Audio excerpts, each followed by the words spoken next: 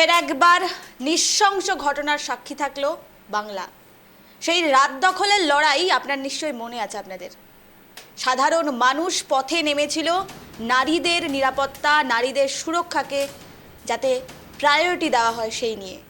কিন্তু কি হলো? ফের একবার নারকীয় ঘটনার সাক্ষী থাকলো বাংলা।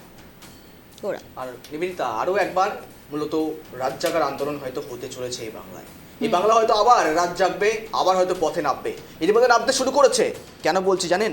ইতিমধ্যেই শহর কলকাতায়, শহরের বুকে ফের আরও একবার নারকীয় একেবারেই একটা ঘটনা ঘটে গিয়েছে। সকলের অবগত রয়েছেন আপনারা। একেবারেই আইন কলেজের ভেতরেই আইনি ছাত্রকেই গণধর্ষণের অভিযোগ আর জানিয়ে ইতিমধ্যে গোটা বাংলা উত্তাল। শুরু হয়েছিল ডাক্তারি থেকে। ডাক্তারি পড়ুয়াকে একেবারেই নির্যাতন করে তারপর হত্যা করা হয়েছিল আরজি করের তরুণীকে, চিকিৎসককে খুন এবং ধর্ষণের কথা বলছি। তার কথাই আমার সহকর্মী নিবেদিতা আপনাদের সামনে বললো, যেখানে রাত জাগার আন্দোলন থেকে শুরু করে আন্দোলন, বিক্ষোভ, পথে নেমেছিল সকলেই। রাত জেগেছিলেন সকল বাংলাভাষী এবং সকলেই। এবং তারপর সেই রেশ কাটতে না কাটতেই আগামীতে 2026-এ নির্বাচন, তার আগে আজ রথযাত্রা, শুভযাত্রা। ইতিমধ্যে একটা খবর আমাদের মাঝে এসে পৌঁছলো, যেখানে এবার আইনি কলেজে আইনি পড়ুয়াকেই রীতিমতো গণধর্ষণ, তাও আবার ইউনিয়ন রুমে ডেকে নিয়ে রীতিমতো সেখানে কিন্তু গণধর্ষণ, তাও আবার তৃণমূল ছাত্র পরিষদের নেতার বিরুদ্ধে চাঞ্চল্যকর অভিযোগ। নিবেদিতা, একেবারে গৌরব, নৃশংস ঘটনার সাক্ষী থাকলো পুরো বাংলা। যেখানে শিক্ষার্থীরা পড়াশোনা করতে যায়, শিক্ষা অর্জন করতে যায়, সেই শিক্ষা মন্দিরে এমন নারকীয় ঘটনা। আজ টান 1 ঘন্টা সে বিষয়ে আমরা ইঙ্গিত দেব। নমস্কার, আপনারা দেখছেন ট্রাইব টিভি বাংলা। আপনাদের সঙ্গে আমি রয়েছে নিবেদিতা, আমার সঙ্গে রয়েছে সহকর্মী গৌরব। এই 1 ঘন্টায় আমরা আজ আপনাদের পুরো বিষয়টি তুলে ধরবো যে এই নারকীয় ঘটনা কিভাবে হয়েছে। শিক্ষার মন্দির, সেই শিক্ষার মন্দিরে এবার নৃশংস গণহত্যা, ক্ষমা করবেন, গণধর্ষণ। সেই গণধর্ষণ 3 জন অভিযুক্ত ইতিমধ্যেই গ্রেফতার হয়েছে বলে জানা যায়।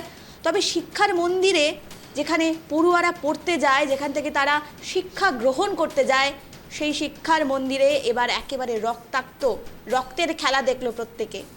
সেখানেই এক ছাত্রীকে গণধর্ষণ করা হয় এবং সেই গণধর্ষণ করে তার ভিডিও করা হয় এবং সেই ভিডিও নাকি ভাইরাল করে দেওয়ার ধমকিও দেওয়া হয়। তবে সেই ছাত্রী সাহস দেখিয়ে সে পুরো বিষয়টি থানায় জানিয়েছে, কসবা থানায় লিখিত অভিযোগ দায়ের করেছে এবং তদন্তে নেমে পুলিশ 3 জনকে গ্রেফতার করেছে। একেবারে নারকীয় ঘটনার সাক্ষী থাকলো পুরো বাংলা। তবে সেই ছাত্রী, সে যে সাহস দেখিয়ে এফআইআর করেছে তা অভিযুক্তদের বিরুদ্ধে, সেই বিষয়ে কিন্তু পুরো বাংলা তার সাথে রয়েছে। কারণ এমন ঘটনা যদি আরও চলতে থাকে, সেই ঘটনা কিভাবে বাংলার বুকে একের পর এক ঘটনা উঠছে, প্রশাসন কি করছে, সেই বিষয়ে কিন্তু বারবার প্রশ্ন উঠছে। আরজি করের পর এবার কসবার ঘটনা আপনাদের সামনে তুলে ধরছি। খাস কলকাতায় কলেজের মধ্যেই ছাত্রীকে গণধর্ষণ। শুধুমাত্র কলেজের মধ্যে নয়, আইনি কলেজ, যেখানে পড়ুয়ারা যারা হয়তো সমাজের বুকে নিষ্পীড়িত তাদের হয়ে কথা বলেন, সেই ছাত্রীকেই মূলত গণধর্ষণ করা হচ্ছে। কসবার ল কলেজের ঘটনায় তোলপাড় রাজ্য। নিবেদিতা, আর সেখানেই প্রস্তুত উঠছে একাধিক। 25শে জুন রাত 7:30 থেকে 8:50-এর মধ্যে হয় গণধর্ষণ, এমনটাই সূত্রের খবর। এর পরবর্তীতে অভিযোগ করা হয় এবং তারপরেই রাতেই গ্রেপ্তার করা হয় 3 অভিযুক্তকে। তার মধ্যে একজন অভিযুক্তকে জানেন, মূল অভিযুক্ত মনোজিৎ মিশ্র তার নাম। তিনি আবার তৃণমূল ছাত্র পরিষদের নেতা, প্রাক্তন প্রেসিডেন্ট ছিলেন তৃণমূল ছাত্র পরিষদের সেই সাউথ ক্যালকাটা ল কলেজের। কসবা গণধর্ষণ কাণ্ডে গ্রেফতার 3 জন, তাদেরকে ইতিমধ্যে পুলিশ রিমান্ডে নেওয়া হয়েছে। 5 দিনের পুলিশি হেফাজতের নির্দেশ দিয়েছে আদালত। জাহিদ আহমেদ, নামগুলো একবার দেখুন ভালো করে, কারা কারা গ্রেপ্তার হয়েছেন। জাহিদ আহমেদ হয়েছেন গ্রেপ্তার। মনোজিৎ মিশ্র এই সেই মূল পান্ডা, মূল অভিযুক্ত এখনো পর্যন্ত এর বিরুদ্ধে অভিযোগ। এরপর প্রমিত মুখোপাধ্যায়, সকলেই আইনি পড়ুয়া, তার মধ্যে একজন প্রাক্তন। কে প্রাক্তন? এই মনোজিৎ মিশ্র হলেন প্রাক্তন, তিনি প্রাক্তনী ছাত্র। এবং তারপর প্রশ্ন উঠছে, প্রাক্তন কিভাবে কলেজ ক্যাম্পাসে ঢুকে গিয়ে সেখানে রীতিমতো ইউনিয়ন পরিচালনা করতেন, ইউনিয়নে ঢুকে রীতিমতো ইউনিয়ন রুমে ডেকে নিয়ে গণধর্ষণের মতন অভিযোগ তার বিরুদ্ধে আসলো। কসবার আইন কলেজে গণধর্ষণে মূল অভিযুক্ত মনোজিৎ মিশ্র তৃণমূল ছাত্র পরিষদের নেতা, পেশায় এখন বর্তমানে আইনজীবী। প্রশ্ন কিন্তু উঠছে, দেখুন, একজন অ্যাডভোকেট, একজন আইনজীবী, একজন আইনজ্ঞ, তার বিরুদ্ধে অভিযোগ উঠছে তিনি আবার তৃণমূল ছাত্র পরিষদের নেতা ছিলেন। বুধবার সন্ধ্যায় কলেজের ইউনিয়ন রুমের পাশের এক টয়লেটে প্রথম আক্রান্ত হওয়ার নির্যাতিতা, পরে তাকে পাশের একটি ঘরে জোর করে নিয়ে যাওয়া হয়। সেখানে ছিল মনোজিৎ। বাকি 2 অভিযুক্তের মূলত তদন্ত শুরু করেছে পুলিশ এবং তারপর রীতিমতো বলা যেতে পারে তাদের দুজনকে গ্রেপ্তারও করে পুলিশ, অর্থাৎ সেই সূত্র ধরেই।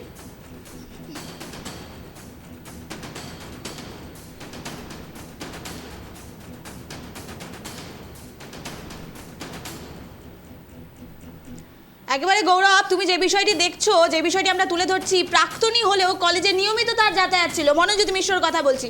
সেক্ষেত্রে মনোজিৎ মিশ্রর নিয়মিত যাতায়াত ছিল, তিনি তৃণমূল পরিষদের সঙ্গে জড়িত ছিল বলে কিন্তু জানা যায়, অতপ্রতভাবে তিনি জড়িত ছিল। অর্থাৎ কলেজ শেষ হয়ে গেছে, তবু তার কলেজে আড্ডা শেষ হয়নি। কলেজ শেষ হয়ে গেছে, তবু সেই মেয়েদের উপরে নজর দেওয়া তার শেষ হয়নি। সে বিষয়ে কিন্তু প্রশ্ন উঠছে, তাহলে কলেজ পড়ুয়া সে যে প্রাক্তনী, সে কি করতে কলেজে গিয়েছিল সে বিষয়ে কিন্তু প্রশ্ন উঠছে। কলেজ পরিচালনা কমিটির সুপারিশে তাকে প্রতিষ্ঠানে অস্থায়ী স্টাফ হিসেবে নিয়োগ করা হয়েছিল, এমনটা বলা হচ্ছে। এটা যদিও এখন কলেজের একটা কর্তৃপক্ষের কোথাও একটা ভাবনা চিন্তার বিষয় হয়ে দাঁড়িয়েছে, যেখানে প্রাক্তনী স্টুডেন্ট কিভাবে কলেজে প্রবেশ করছে সেই বিষয়ে তো কলেজ কর্তৃপক্ষকে হয়তো রীতিমতো হলফনামা দিতে হতে পারে বা রিপোর্ট দিতে হতে পারে। কসবার আইন কলেজে গণধর্ষণের মূল অভিযুক্ত মনোজিৎ মিশ্র তৃণমূল ছাত্র পরিষদের নেতা, পেশায় তিনি আইনজীবী, বছর 31 বছর। বুধবার সন্ধ্যায় কলেজের ইউনিয়ন রুমের পাশের একটি টয়লেটে প্রথম আক্রান্ত হন নির্যাতিতা। পরে তাকে দেখুন, তার প্রোফাইল দেখানোর চেষ্টা করছি, সাব প্রোফাইল মনোজিৎ মিশ্র, তার ছবি দেখবেন, দেখানোর চেষ্টা করছি। দেখুন, যেখানে লেখা রয়েছে former president of South Calcutta Law College TMCP unit, অর্থাৎ তৃণমূল ছাত্র পরিষদ ইউনিটের ফর্মার প্রেসিডেন্ট, প্রাক্তন সভাপতি, দায়িত্ব সামলেছেন তৃণমূল কংগ্রেসের এবং ছাত্র পরিষদ সামলেছেন সেই কলেজের, আইন কলেজের। তারপর প্রশ্ন উঠছে, সেই প্রাক্তনী সেখানে পৌঁছেছেন, সেখানে যেতেন বারংবার এবং তারপরেই রীতিমতো কিন্তু এমন অভিযোগ, মারাত্মক অভিযোগ উঠে এলো তার বিরুদ্ধে, গণধর্ষণের অভিযোগ। নিবেদিতা, একেবারে গৌরব, তুমি যেমনটা বলছো গণধর্ষণ, এই ধর্ষণ কথাটা কিভাবে তাদের মাথায় এলো? তাহলে সেই শিক্ষা প্রতিষ্ঠানে তারা কি শিক্ষা পেয়েছে সেই বিষয়ে প্রশ্ন উঠছে। এবং আইনজীবী, তিনি একজন আইনজীবী মনোজিৎ মিশ্রা, তিনি নিজে আইনজীবী হয়ে কিভাবে আইন নিজের হাতে নিলেন সেই বিষয়ে কিন্তু বারবার প্রশ্ন উঠছে। কসবার এই নারকীয় ঘটনায় খোদ অভিযুক্ত একজন আইনজীবী, অর্থাৎ তিনি জানেন আইন থেকে কি করে ফিরতে হবে, কি করে বাঁচতে হবে। সেক্ষেত্রে এই যে নতুন যে এই ঘটনা, নারকীয় ঘটনায় তিনি কিন্তু আগাম প্রস্তুতি নেবেন বলেও মনে করা হচ্ছে। কারণ যেহেতু তিনি আইনজীবী, তিনি আইনের বিষয়ে জানেন, কিভাবে আইনের সঙ্গে লড়তে হয় সে বিষয়ে কিন্তু বারবার প্রশ্ন উঠছে। অর্থাৎ মনোজিৎ মিশ্রা এই যে অভিযুক্ত, তিনি 5 দিনের জেল হেফাজতে, পুলিশি হেফাজতে রয়েছেন, কিন্তু 5 দিন পরে কি করে জেল থেকে ফিরতে হবে সেই বিষয়ে কিন্তু মনোজিৎ মিশ্রার একেবারে আগাম পরিকল্পনা হয়ে গেছে, এমনটাই বিভিন্ন মহলে ইতিমধ্যেই আলোচনা শুরু করা হয়েছে। গৌরব, একেবারে নিবেদিত, দেখো একটা প্রবাদ বাক্য রয়েছে, law is an instrument of social change, অর্থাৎ যেই ল নাকি, যে আইন নাকি মূলত সমাজকে একেবারে পরিবর্তন করে এবং আইনি স্টুডেন্টরা একেবারে বলা যেতে পারে সোশ্যাল ইঞ্জিনিয়ার, এবং সেখানে সমাজের ভিত্তি কীভাবে স্থাপন করতে হয় আইনি স্টুডেন্টরা ভালো করে জানে। আর সেখানেই মূলত মারাত্মক প্রশ্ন উঠছে, যেখানে যারা আইন নিয়ে পড়াশোনা করছেন, আইনের কর্মকাণ্ড জানেন, আইনের প্রতিটি ধারা থেকে শুরু করে প্রতিটি মুহূর্ত তারা জানেন এবং কোথায় কীরকমভাবে মূলত প্রোটেকশন দেওয়া যায় সাধারণ মানুষকে, মহিলাদের এই বিষয়ে ভালো করে জানা থাকে। কিন্তু সেখানে প্রশ্ন উঠছে, যেখানে আইনের যারা স্টুডেন্ট, যারা আইনজীবী, হয়তো আপনি, আমি বা যারা নিপীড়িত রয়েছেন, যারা নির্যাতিত রয়েছেন, যে কেউ হতে পারে, হয়তো ধর্ষণের শিকার হয়ে, গণধর্ষণের শিকার হয়ে একেবারেই কেউ একবারে খুনের হুমকি পাচ্ছেন, খুনের একেবারে বলা যেতে পারে তার কেউ কাছের মানুষ খুন হয়েছেন। সমস্ত বিষয় নিয়ে যখন পরামর্শ চাইতে আইনজীবীর কাছে যান এবং দোষীকে শাস্তি পাওয়ার জন্য যখন আইনজীবীর সঙ্গে কথা বলেন, তখন কিন্তু আইনজীবী তাদের পথ নির্দেশন করেন। অর্থাৎ সেখানেই প্রশ্ন উঠছে, যারা নাকি একেবারে ভিকটিমকে বাঁচাবে তারাই নাকি রীতিমতো অ্যাকিউজড হয়ে যাচ্ছে। আর এই সমস্ত বিষয় নিয়ে ইতিমধ্যেই সচিব শশী পাজা, রাজ্যের মন্ত্রী, তিনি একেবারে সাংবাদিক সম্মেলনে বসেছেন এবং তিনি কি বলছেন, খুব গুরুত্বপূর্ণ আজকের এই বিষয় নিয়ে তিনি বলছেন, শোনাবো। সমবেদনা জানানোর ভাষা থাকে না, কিন্তু মেয়েকে যদি একটু করেও সান্ত্বনা দিতে পারি তাহলে এটাই বলতে পারি, দেখো তোমার উপরে যারা এই বর্বর ঘটনাটা করেছে তাদেরকে আমরা ধরে একবারই হাজতে পাঠিয়েছি, ইনভেস্টিগেশন চলছে। আমরা এটাই বলি যে মেয়েটি ন্যায্য বিচার পাক।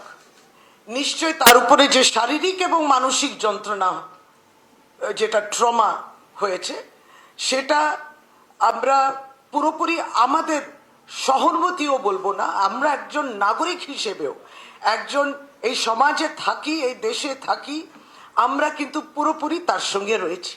সে বলুক, তার পাশে আমরা রয়েছি। এইটা চলতে পারে না, এটা হতে পারে না, এবং এটাই তো আমরা আমাদের পার্টির পক্ষ থেকে বলা।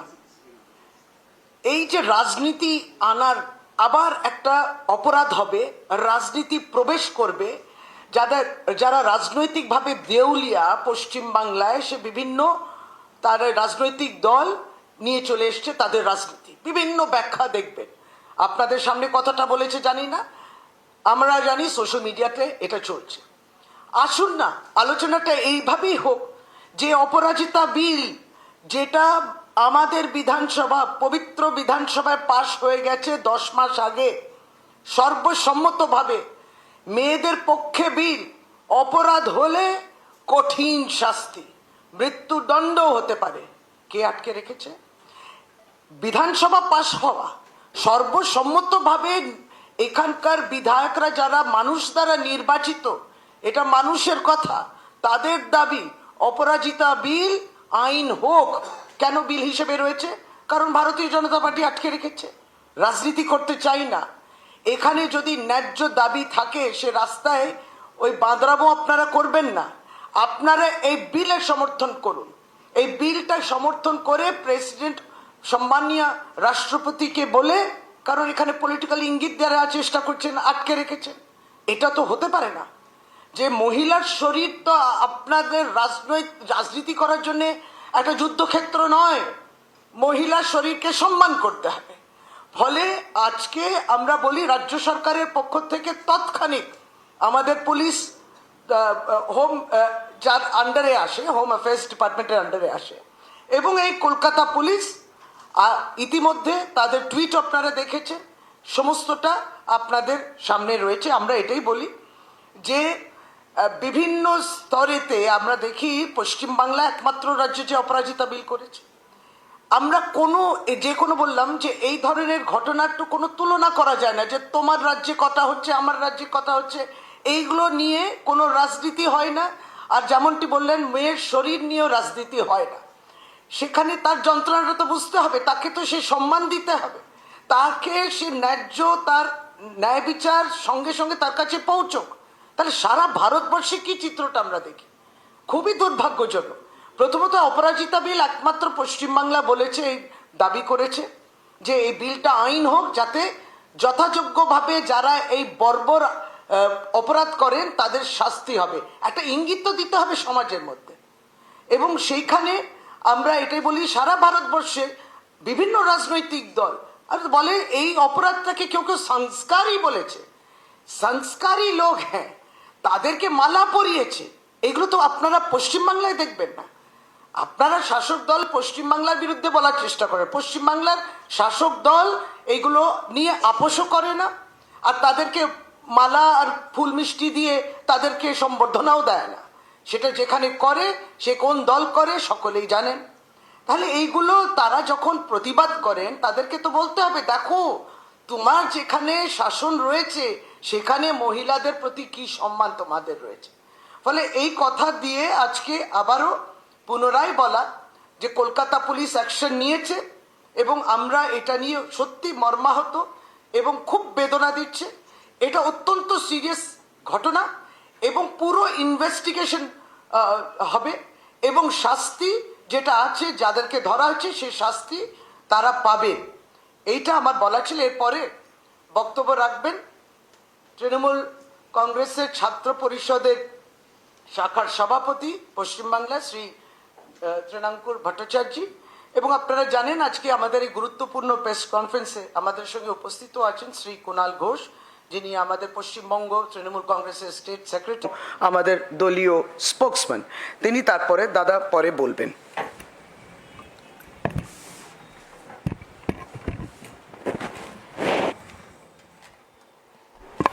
হ্যালো,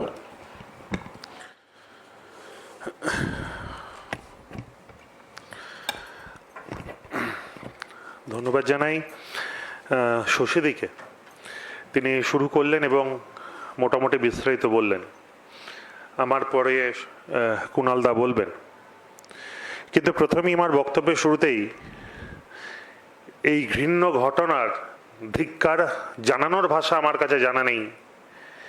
এই ঘটনার ক্ষমা চেয়ে নিস্তার পাওয়ার কোনো জায়গা নেই। এই ঘটনায় শুধুমাত্র প্রতিবাদ করারও শুধুমাত্র কোনো জায়গা নেই। আমি বিশ্বাস করি এই ঘটনার ক্ষেত্রে একটা জিনিসে ঠিক, যে কথা অভিষেক বন্দ্যোপাধ্যায় বলতেন যে এদের স্ট্রিক্ট থেকে স্ট্রিক্ট শাস্তি চাই। আমরা জানি অভিষেক বন্দ্যোপাধ্যায় বলেছিলেন এই ঘটনার যে বা যারাই করুক 100 দিনের মধ্যে তাদের শাস্তির ব্যবস্থা করা হোক। আজকে তৃণমূল ছাত্র পরিষদের একজন প্রতিনিধি হিসেবে আমি মমতা বন্দ্যোপাধ্যায়ের দেখানো পথে অভিষেক বন্দ্যোপাধ্যায়ের বার্তা অনুসারে সেম কথা আমি বলছি। এই ঘৃণ্য ঘটনার কঠোর থেকে কঠোরতর শাস্তি চাই, যাতে ভবিষ্যতে এই সামাজিক ব্যাধি আর কেউ সাহস না পায়। অনেকগুলো প্রশ্ন সকাল থেকে শুনছে, আমি যথাসম্ভব আমার মিডিয়া পার্সন যারা আমাদের ফোন করেছিলেন আমি উত্তর দেওয়ার চেষ্টা করেছি, কিন্তু আমার যেন মনে হয়েছে প্রত্যেকটি প্রশ্ন থেকে যে প্রশ্নটার যে দোষী বা যার সঙ্গেই ঘৃণ্য ঘটনা হইতে তার প্রতি যতটা সিম্প্যাথেটিক, আমার এক শ্রেণীর মিডিয়ার প্রশ্ন দেখে মনে হয়েছে তার থেকে তাদের অনেক বেশি লক্ষ্য তৃণমূল কংগ্রেস বা তৃণমূল ছাত্র পরিষদকে দোষারোপ করা। আমার প্রশ্ন, কেন আজকে শুধুমাত্র একজন নারী আমার এক বোনকে নিয়ে তার পাশে দাঁড়ানোটা আসল উদ্দেশ্য নয়, এই সমাজ থেকে এই ব্যাধিটাকে চিরতরে নির্মম করে দেওয়ার কথা নয়। বারবার কথা মমতা বন্দ্যোপাধ্যায়ের দিকে কিভাবে আঙ্গুল তোলা যায়, অভিষেক বন্দ্যোপাধ্যায়ের দিকে কিভাবে আঙ্গুল তোলা যায় এবং দলকে কিভাবে কালিমালিপ্ত করা যায়, আর বিভিন্ন ক্ষেত্র থেকে সফট টার্গেট তৃণমূল ছাত্র পরিষদ। ওয়াই? আমি মিডিয়ায় বলেছি, প্রমাণ সহ বলেছি যে কি কবে কে কোথায় ছিল। আমি একবারও আমরা কেউ অস্বীকার করিনি যে না সে তৃণমূল ছাত্র পরিষদ করতো না, কিন্তু আজকে তাকে বারংবার বিভিন্ন মিডিয়া এবং বিভিন্ন পক্ষ থেকে বোঝানোর চেষ্টা করছে সে নাকি ওই কলেজে ইউনিট প্রেসিডেন্ট ছিল। আমি রাজ্য সভাপতি তৃণমূল ছাত্র পরিষদের হয়ে দায়িত্ব সহকারে বলছি, না এমন কোনো ইউনিট সভাপতি আমাদের ছিল না। শুধু নয়, বিগত বেশ কয়েকদিন ধরে, বেশ কয়েক বছর ধরে সেই কলেজে তৃণমূল ছাত্র পরিষদের কোনো রানিং ইউনিট নেই। দ্বিতীয় কথা,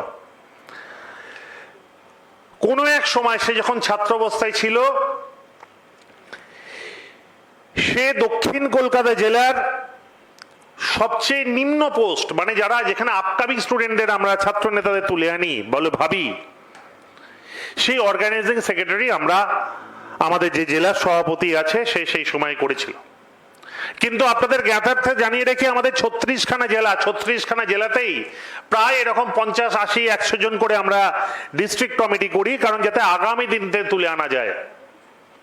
এখন যদি আমাদের প্রশ্ন করেন যে 2019 সালে কেন তাকে কমিটিতে রাখা হয়েছিল, আমি আপনাদেরকে স্বীকার করে নিচ্ছি আমাদের একটি ব্যর্থতা রয়েছে যে আমরা জ্যোতিষবিদ্যা জানি না, তাই বুঝে উঠতে পারিনি যে 2025 সালে যদি সেই ঘটনা করে থাকে সেই ঘটনা করবে। আজকে যারা আপনাদের সংবাদ মাধ্যমের প্রতিনিধিরা আছেন, আপনারা দায়িত্ব নিয়ে কারো আপনার সংবাদ বন্ধুদেরও বলতে পারবেন যে তারা কি করবে বা করবে না ব্যক্তিগত জীবনে, তাদের দায়িত্ব আপনি নিতে পারবেন? উত্তর হবে না, পারবেন না। কিন্তু 2022 সালে তৃণমূল কংগ্রেসের জেলার তরফ থেকে, ছাত্র পরিষদের তরফ থেকে জেলা সভাপতি যেই কমিটিটা করেছিলেন সেই কমিটিতে কিন্তু এই ছেলেটির নাম নেই। কারণ আমরা প্রত্যেক সময় ভালো কাজ, ইম্পর্টেন্ট লিডারশিপ কেমন এগোচ্ছে সেই দেখে আমরা সিদ্ধান্ত নিই, কিন্তু তার মানে কিন্তু এই নয় যে সে কারোর ফলোয়ার হতে পারবে না। আমাদের দলের নেত্রীর নাম মমতা বন্দ্যোপাধ্যায়। আমি তৃণমূল ছাত্র পরিষদের শাখা সংগঠনের একটি সভাপতি, আমার তৃণাঙ্কুর ভট্টাচার্যের অধিকার নেই যে কাউকে বলা যে তুমি দল করবে না বা তুমি কাউকে ভালোবাসবে না, এটা আমার ইখতিয়ারভুক্ত নয়। আমি শুধু এইটা বলতে পারি যে শিক্ষার প্রগতি, সংঘবদ্ধ জীবন, দেশপ্রেমের যে পতাকা বহন করার দায়িত্ব মমতা বন্দ্যোপাধ্যায়, অভিষেক বন্দ্যোপাধ্যায় আমায় নেতৃত্বে দিয়েছেন। আমি এমন কোনো নেতা তৈরি করব না যারা সেই পতাকাকে সঠিকভাবে বহন করতে না পারে। শুধুমাত্র সেটা নয়, এই 2022 সালের কমিটির পর এটা ডিস্ট্রিক্ট নিজের মতন করে সভাপতিরা কমিটি করতেন। তারপরে আরেকটি কমিটি 20 মার্চ 2023 এআইটিসির অফিসিয়াল পেজে রয়েছে। আপনারা যদি এই কমিটির, আমি আপনাদের সফট কপিও দিতে পারি, আপনারা যদি 20 মার্চ 2023 দেখেন, তারপরে আবার একটি নতুন করে জেলা এবং রাজ্য কমিটি হয়, সেইখানেও কিন্তু তার কোনো স্থান ছিল না। এবং পরবর্তী পর্যায়ে আপনারা জানবেন আমরা হেল্ডন রেখেছিলাম কলকাতার কমিটিগুলো। তো তার মানে সে আজকে কোনো কমিটিতে আছে, এটা কিন্তু কোনোভাবে মানা যায় না। কিন্তু আমার প্রশ্ন, সে তৃণমূল করে না, তৃণমূল ছাত্র পরিষদ করে না, তৃণমূল ছাত্র পরিষদ করে না, এর দ্বারা কখনো বিচার হতে পারে না। আজকে যদি সে ধর্ষণ করে থাকে, সে একজন ধর্ষণের অ্যাকিউজড, এইভাবেই তার বিচার করা উচিত। এইখানে সে তৃণমূল করে না, সিপিএম করে না, বিজেপি করে না, কংগ্রেস করে, সে হিন্দু না মুসলিম না শিখ না খ্রিস্টান, এইখানে কোনো প্রশ্ন আসতে পারে না। এইখানে একটাই প্রশ্ন হবে, সে একজন ধর্ষক, এইভাবেই বিচার করতে হবে, তবেই সমাজ থেকে এটাকে চিরস্তরে দূর করতে হবে। আজকে বিজেপি বড় বড় কথা বলছে, বিভিন্ন তাদের সোশ্যাল মিডিয়ায় পোস্ট দেখছে। আমি আজকে তাদেরকে প্রশ্ন করি, তারা কোথায় ছিলেন যখন স্বয়ং রাজ্যপালের নামে শ্লীলতাহানির অভিযোগ আছে? তখন তারা কোথায় ছিলেন যখন বিজেপির নেতাদের নামে বিভিন্ন বিজেপি বিএইচইউ যারা আইটি সামলায় সেখানকার নেতাদের দেখা যায় নরেন্দ্র মোদীর সঙ্গে? আজকে তারা আমাদের সঙ্গে ছবি দিচ্ছেন, কই যদি তারা ছবি দেন আমরাও এই ছবিগুলোকে তুলে ধরতে পারি, তুলে ধরে প্রশ্ন করতে পারি এরা কারা, এরা কারা। আমি অনুরোধ করব কুণাল দাকেও তাদের ছবিগুলো তুলে ধরার জন্য, এরা কারা। আজকে তৃণাঙ্কুরের সঙ্গে তার কোনো এক জায়গায় ছবি আছে, তৃণাঙ্কুরের পেছনে কোনো এক কোণেতে বসে আছে। আমি দুর্ভাগ্য, তৃণাঙ্কুরের পেছনে কোনো চোখ নেই, আর যেদিন সে এসেছিল সেদিন সে ধর্ষণ করেনি। আজকে 2017 সালে অভিষেক বন্দ্যোপাধ্যায়ের সঙ্গে তার একটা ছবি দেখা গেছে, সেই ছবি পোস্ট করে বলছেন যে অভিষেক বন্দ্যোপাধ্যায় অপারেশনের পর ফার্স্ট টাইম এসেছিলেন। আমি দুর্ভাগ্য, আমি জানি না অভিষেক বন্দ্যোপাধ্যায়ের পক্ষে বোঝা সম্ভব কিনা যে সে আজকে 2017 সালে ছবি তুলেছে, 2025 সালে সে ধর্ষণ করবে। আজকে কালিমালিপ্ত করা শুধুমাত্র, আজকে বাংলার মানুষকে ভুল বোঝানো। আরে ভাই, তোমরা যদি ধর্ষণ সত্যি করে আটকাতে চাও, কেন অপরাজিতা বিলকে মান্যতা দিচ্ছ না? আজকে প্রশ্ন করছি আমরা। আজকে প্রশ্ন উত্তরে কি দিচ্ছেন? বিজেপির বিভিন্ন নেতারা ছবি দিচ্ছেন। আরে ভাই, ছবি তো এরকম অনেক আছে। আজকে শুভেন্দু অধিকারীর সঙ্গে আমাদের অনেক বাজে লোকদের ছবি আছে। আজকে কি শুভেন্দু অধিকারীর দায়িত্ব নিতে হবে? তবে যে প্রাক্তন তৃণমূল ছাত্র পরিষদ করত, তার সেই দিনের ছবি দেখিয়ে আজকে কেন তৃণমূল কংগ্রেস বা তৃণমূল ছাত্র পরিষদকে কালিমালিপ্ত করার চেষ্টা হচ্ছে? কি কারণ? আমার সঙ্গে ছবি আছে, সে নাকি ফেসবুকে শেয়ার করেছে। আরে ভাই, তৃণমূল কংগ্রেস দল আজকে একটা বটবৃক্ষ, আজকে সবাই নিজেকে তৃণমূল কংগ্রেসের মধ্যে আনতে চায়। আজকে এর দায় দলের নয়, ভবিষ্যতে এরকম অনেকে থাকবে, তাদের দায়িত্ব দলের পক্ষে নেওয়া সম্ভবপর নয়। তবে আমাদের দল জিরো টলারেন্সে বিশ্বাসী। আজকে ধন্যবাদ জ্ঞাপন করি, সেদিনের ঘটনার 12 ঘন্টারও কম সময়ের মধ্যে গ্রেপ্তার হয়েছে।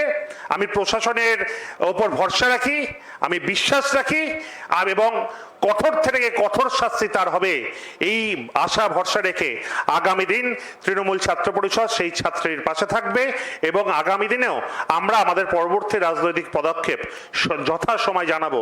এইটুকুনি কথা বলে আমার ক্ষুদ্র বক্তব্য শেষ করছি। আমি কুণাল দাকে আগে বলতে দিচ্ছি, তারপরে আমরা উত্তর দেব।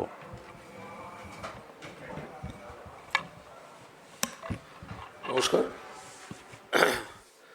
মাননীয় মন্ত্রী ডক্টর শশী পাঁজা এবং তৃণমূল ছাত্র শাখার সভাপতি তৃণাঙ্কুর ভট্টাচার্য যা বলার বলেছেন। ঘটনা অত্যন্ত খারাপ, আমরা কড়া ভাষায় নিন্দা করছি। মমতা বন্দ্যোপাধ্যায়ের নেতৃত্বে, অভিষেক বন্দ্যোপাধ্যায়ের সেনাপতিত্বে সর্বভারতীয় তৃণমূল কংগ্রেসের প্রতিটা কর্মী এই ঘটনাকে নিন্দা করছে। যে জানোয়ারগুলো এগুলো করেছে, মেরে পিঠের চামড়া তুলে নেওয়া উচিত।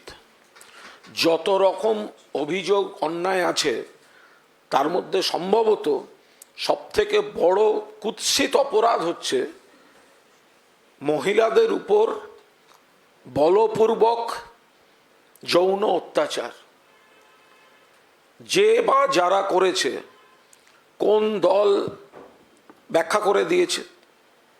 ছাত্র শাখা। এটা বড় কথা নয়, নাম পদবি জাতি ধর্ম বড় কথা নয়, পরিষ্কার কথা, এদের শাস্তি, এরা জানোয়ার, পিঠের চামড়া তুলে দেওয়া উচিত। কিন্তু আইনের শাসন, আইনে চলতে হবে। ফলে আমরা পুলিশকে আমরা অনুরোধ করছি যে আপনারা সর্বোচ্চ শাস্তির ব্যবস্থা করুন। অপরাজিতা বিল তো ওরা এখনো স্যাংশন করেনি, অনুমোদন দেয়নি। ফলে এখন যেটা রয়েছে এমনভাবে করুন যাতে সর্বোচ্চ শাস্তি এর মধ্যে দিয়ে হয়। থাক যতদিন সম্ভব বন্দি অবস্থায়। এই সব জানোয়ারকে সমাজে ছেড়ে রাখা যায় না, যাবে না। তৃণমূল কংগ্রেস বলছে এটা।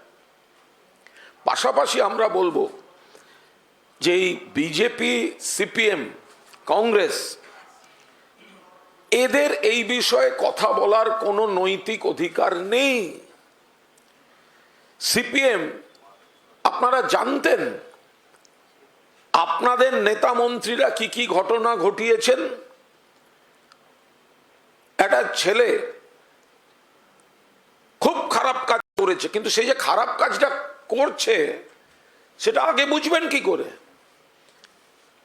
তাহলে সুশান্ত ঘোষের সঙ্গে যার যার ভিডিও আছে, যার যার ছবি আছে, সুশান্ত ঘোষের যে ভিডিও বেরিয়েছে, তাহলে সেই অপরাধে বিমান বসু দোষী। যদি সুশান্ত ঘোষ তার সঙ্গে বিমান বসুর ছবি থেকে থাকে, তৃণমূলকে যখন আপনারা বলবেন অমুকের সঙ্গে ছবি ছিল, সেই যদি দোষী হয়, তাহলে সুশান্ত ঘোষ আর বংশগোপাল চৌধুরীরা যা যা করেছেন বিমান বসুও কি তাই তাই করেন? বিজেপির নেতা ব্রিজভূষণ এমপি সোনার মেয়েদের শ্লীলতাহানি করেছে, অন্য জায়গায় একাধিক ক্রিমিনাল যারা করেছে, প্রজ্জ্বল, তাদের দেখা যাচ্ছে বিজেপির প্রথম সারির নেতা মন্ত্রীদের সঙ্গে। ফলে তৃণমূলের ছবি দিয়ে যদি বলেন একটা রাজনীতির প্ল্যাটফর্ম, তৃণমূলের মতো একটা মাস বেসড পার্টি, সেখানে নেতারা যাচ্ছেন বা নেতাদের কাছে যারা দেখা করতে আসছেন কেউ ছবি তুলছেন, তাই দিয়ে যদি তৃণমূলকে আঙুল তুলতে হয়, তাহলে সুশান্ত ঘোষের খাটের জন্য বিমান বসুকে আঙুল তুলতে হবে।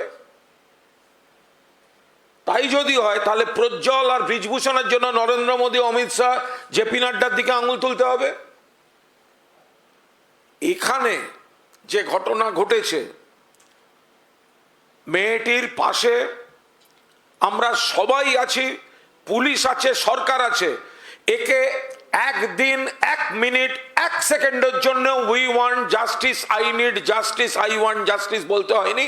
তার আগে পুলিশ অ্যারেস্ট করে নিয়ে পুলিশের অ্যাকশন শুরু হয়ে গিয়েছে। কিন্তু সোনার মেয়েরা দিনের পর দিন দিল্লির রাস্তায় বসেছিল, সাক্ষী মালিক এবং তার সহকর্মীরা, সহযোদ্ধারা, যে ব্রিজভূষণ বিজেপির এমপি দিনের পর দিন আমাদের শ্লীলতাহানি করেছে, ন্যায় বিচার দেয়নি। অমিত শাহ পুলিশ মেরে তুলে দিয়েছিল ওখান থেকে। এরা আজকে বড় বড় কথা বলবে যে সিপিএম জমানা নারী নির্যাতন, গণধর্ষণ, গণহত্যা, আনন্দমার্গী সন্ন্যাসী দুজনকে যেভাবে বিজন সেতুর উপর মারা হয়েছে, তাপসী মালিক ধর্ষণ করে হত্যা, যেগুলো পরপর করা হয়েছে, সেগুলো তো আমরা জানি। তারপরে তাদের উত্তরসূরিরা আজ বড় বড় কথা বলবেন। বিজেপি, আমি অনুরোধ করব আমাদের ভিডিও সেকশনকে, পুলিশ যদি এই অভিযোগে ঠিক করেছে, বেশ করেছে, পুলিশ তুলে এনেছে, যে জানোয়ারগুলো এগুলো করেছে তুলে এনেছে, একইভাবে কার্তিক মহারাজকে অ্যারেস্ট করা উচিত। কেন কার্তিক মহারাজ অ্যারেস্ট হবে না? কেন তদন্ত হবে না? পুরো অনুরোধ করবো একটু দেখাতে। বিজেপি ধর্ষণে অভিযুক্তদের রক্ষা করে এবং প্রশ্রয় দেয়, একের পর এক রয়েছে। তাহলে কার্তিক মহারাজের সঙ্গে বিরোধী দলনেতা এবং বিজেপির অন্য নেতাদের ছবি, তাকে আবার পদ্মশ্রী দেওয়া হয়েছে।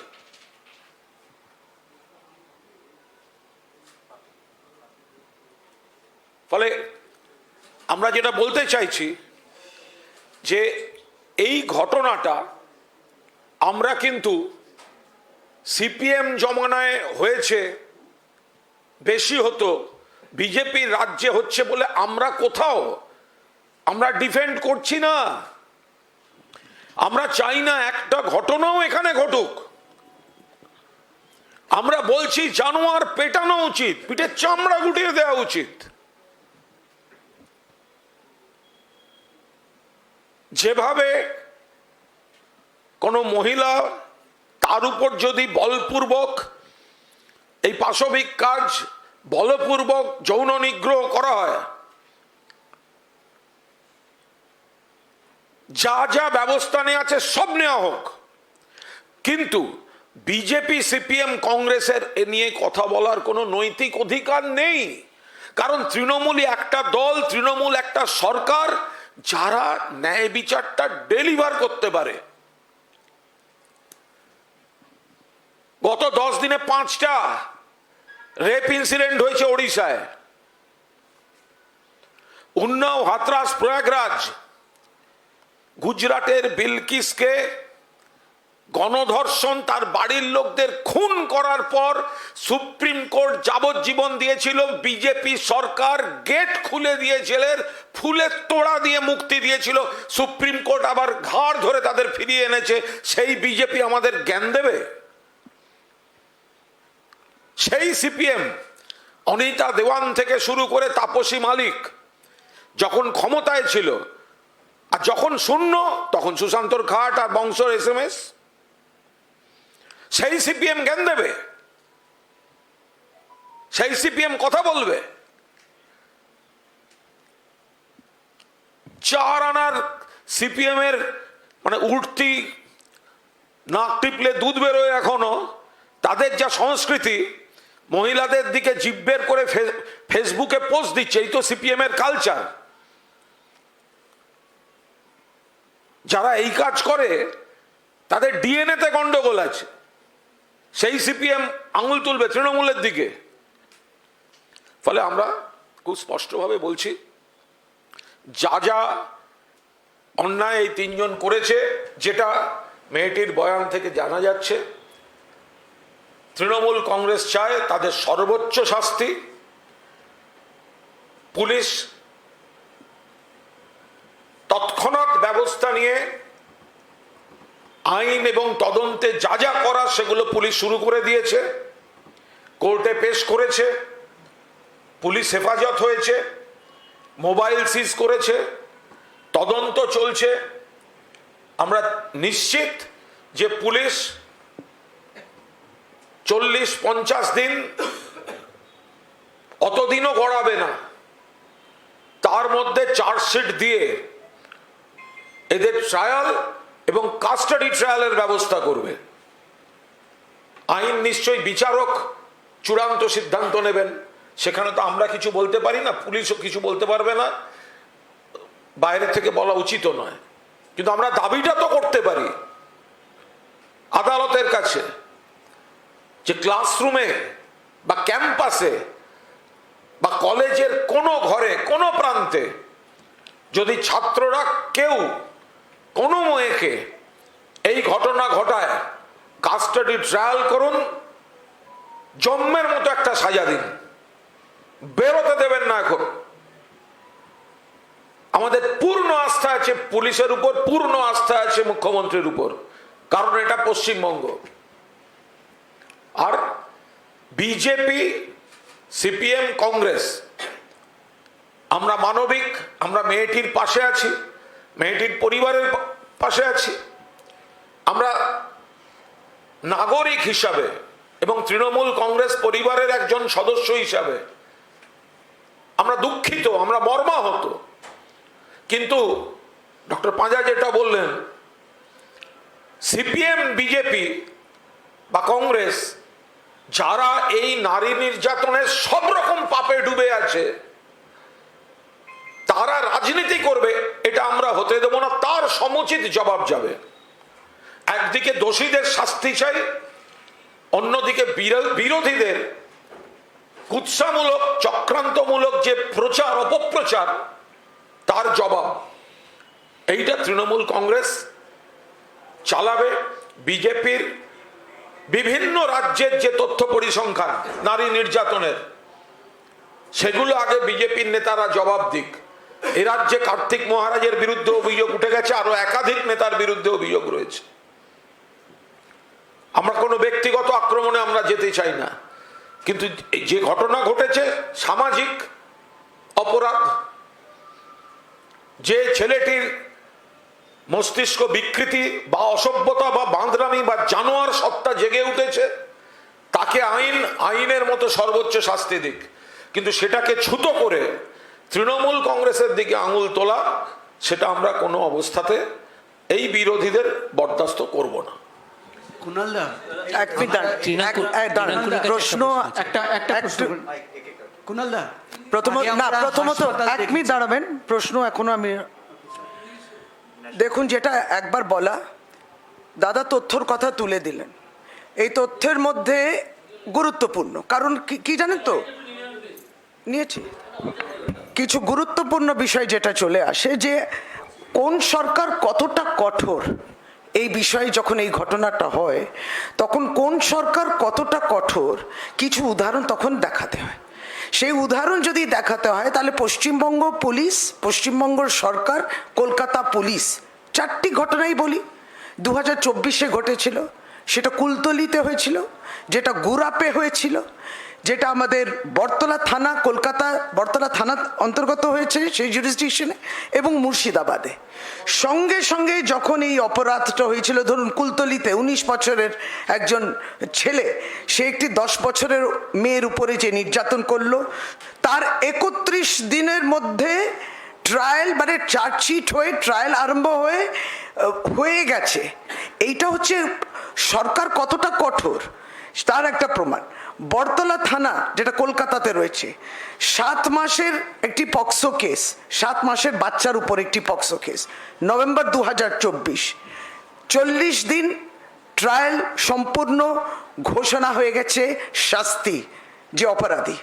মুর্শিদাবাদে ঠিক এরকম একজন মাইনর উপরে যখন রেপ হয় অক্টোবর 2024-এ, সঙ্গে সঙ্গে 61 দিনের মধ্যে সে ডিস্ট্রিক্ট কোর্ট শাস্তি দিয়ে দেয়, চরম শাস্তি। যেটার জন্য আমরা অপরাজিতা বিল যখন করি, তার মধ্যে বিলটা তো আইন করতে দিল না, কিন্তু বিলে যা প্রভিশনস আছে এই রাজ্য সরকার কিন্তু সে কাজটা আরম্ভ করে দিয়েছে। গুরাপের 5 বছরের মেয়েটিও, যেটা 2024-এ হয়েছিল, রেপ এবং মার্ডার, সঙ্গে সঙ্গে সেই লোক অশোক সিংকে ধরা, চার্জশিট 14 দিনে দেয়া, পক্সো কেস দিয়ে 54 দিনেতে হয়ে গেল। অর্থাৎ তথ্য কিছু দেখায় যে রাজ্য সরকার, পশ্চিমবঙ্গ সরকার এই বিষয় নিয়ে কত কঠোর। কিন্তু দুর্ভাগ্যক্রমে যখন কেন্দ্রীয় সরকারে আপনি ক্যাবিনেটের দিকে তাকান, তাহলে 71 জন মন্ত্রী, মানে 39%-এর বিরুদ্ধে সিরিয়াস ক্রিমিনাল কেস রয়েছে। তার মধ্যে 19 জনের মধ্যে কেস রয়েছে মহিলাদের বিরুদ্ধে শ্লীলতাহানি, মহিলাদের উপরে শ্লীলতাহানি তারা করেছে। তাহলে কেন্দ্রীয় সরকার কি বার্তাটা দিল? আমরা আবারও বলি, এই নির্যাতন আর শ্লীলতাহানি এবং এই ধরনের অপরাধকে কোনো সময় আমরা কোনো রাজনীতি আনতে পারি না, রাজনীতি আনার জায়গা না। আমি একজন মহিলা হিসেবে প্রশ্ন করছি যে আপনি কি উদাহরণ সেট করলেন? কারণ যে কোনো সরকারই কিন্তু তার পদক্ষেপের মধ্যে মানুষকে, সমাজকে আশ্বস্ত করে যে হ্যাঁ দেখো, এই অপরাধ হতে পারে না, এই অপরাধীদের শাস্তি দেয়া হয়। এই সিগন্যালটা কোথায় পেলাম? 2011 সরকারের কাছেও পেলাম না পশ্চিমবাংলায়, আর কেন্দ্রীয় সরকার 2014 থেকে যারা আছেন তাদের কাছেও পেলাম না। এইটা যুক্ত করা ছিল। এবং কয়েকটি প্রশ্ন কিন্তু অত্যন্ত রিলেটেড, এই রিলেটেড প্রশ্ন আপনারা করতে পারেন। কুণালদা, আরজিকর, আজকে দেখলাম ল কলেজ, অনেকেই বলতে শুরু করেছে যে এডুকেশনাল ইনস্টিটিউটগুলো মানে নিরাপদ নয়, কি বলবেন? মানে তারা কি শুধু বাংলা নিয়ে কথা বলেন না, সারা ভারতে একই সময় শিক্ষা প্রতিষ্ঠানে কি হচ্ছে সেগুলো দেখেন। উড়িষ্যায় হসপিটালে রোগিণীকে রেপ করছেন ডাক্তারবাবু, 10 দিনে 5খানা রেপের ঘটনা। উত্তরপ্রদেশ, সারা ভারতবর্ষে একটাও হওয়া উচিত নয়, কিন্তু পশ্চিমবঙ্গে আগের থেকে অনেক কমেছে এবং অন্য রাজ্যের থেকে। গৌরব, আমরা দেখলাম সাংবাদিক বৈঠকে তৃণমূলের পক্ষ থেকে সাংবাদিক বৈঠক করা হয় এবং একাধিক মন্তব্য করা হয়, একাধিক ক্লারিফিকেশন দেওয়া হয় যে সেই যে অভিযুক্ত সে তৃণমূলের সঙ্গে যুক্ত না, 2019 সালে সে যুক্ত ছিল, সেই সময় তৃণাঙ্কুরের সঙ্গে তার ছবি, এবং তৃণাঙ্কুরও বললো যে তার পেছনে চোখ নেই, যে সে পেছনে তাকিয়ে দেখবে তার পেছনে কে রয়েছে। তবে প্রশ্ন এখানে উঠছে যে এত ক্ল্যারিফিকেশন কেন? কোনো ঘটনা ঘটে গেলে এত ক্ল্যারিফিকেশন দেওয়া হচ্ছে, অথচ সেই ঘটনা যাতে না হয় সেই জন্য কি প্রশাসন তৎপর? অর্থাৎ একটি শিক্ষা প্রাঙ্গণে, একটি কলেজে সেখানে এমন নারকীয় ঘটনা ঘটলো, আর এখন ক্ল্যারিফিকেশন চলছে যে আমরা তার পাশে আছি, ঘটনার নিন্দা জানাই। সেটি কি চেয়েছিল সেই যুবতী বা সেই কলেজ পড়ুয়া? কিন্তু সেটা নয়। যখন কোনো ঘটনা ঘটে তার আগাম প্রস্তুতি নেওয়াটাই সবচেয়ে জরুরি এবং রাজ্য সরকারের দায়িত্বের মধ্যে পড়ে। একজন যুবতী, একজন ছাত্রী যখন ধর্ষিতা হচ্ছে, যখন ধর্ষণ হচ্ছে, সেই সময় কলেজ কি করছিল, কলেজের নিরাপত্তা কি করছিল, সে বিষয়ে বারবার প্রশ্ন উঠছে। এখন তার পাশে দাঁড়ানোর জন্য প্রচুর লোক থাকবে, কিন্তু সেই সময় কি ছিল যখন এই নারকীয় ঘটনা ঘটে, যখন সে চিৎকার করছিল, যখন সে আত্রাচ্ছিল, সেই সময় কোথায় ছিল সেই প্রশাসন? সেই সময় কোথায় ছিল সেই নিরাপত্তা রক্ষী? সেই সময় কোথায় ছিল তৃণমূলের একাধিক নেতৃত্বরা? গৌরব, এমনিতে একদম সঠিক কথা, যেখানে এত ক্লারিফিকেশন বারংবার সাফাই দেওয়া হচ্ছে, আমার পার্টি করতো না, আমার দলে ছিল না, আমার সঙ্গে একেবারেই সহযোগ ছিল, পাশাপাশিতে বলা যেতে পারে নিম্নমানের একটা পদে বসেছিল। কিন্তু প্রশ্ন থাকছে, তিনি তার ফেসবুক প্রোফাইলে লিখে রেখেছেন ফরমার প্রেসিডেন্ট। আমি পিসিআরকে বলবো সেই প্লে করতে, যে ভিডিও ইতিমধ্যে ছবি রয়েছে আমাদের কাছে, যেখানে মূলত অভিষেক বন্দ্যোপাধ্যায়ের ছবি দেখা গিয়েছে, তৃণাঙ্কুরের সাথে ছবি দেখা গিয়েছে, পাশাপাশি তার সেই ফেসবুক অ্যাকাউন্টের ছবি, যেখানে স্পষ্ট ভাষায় লেখা রয়েছে ফরমার প্রেসিডেন্ট অফ টিএমসিপি ছাত্র ইউনিট, তৃণমূল ছাত্র পরিষদের ইউনিটের ছবি।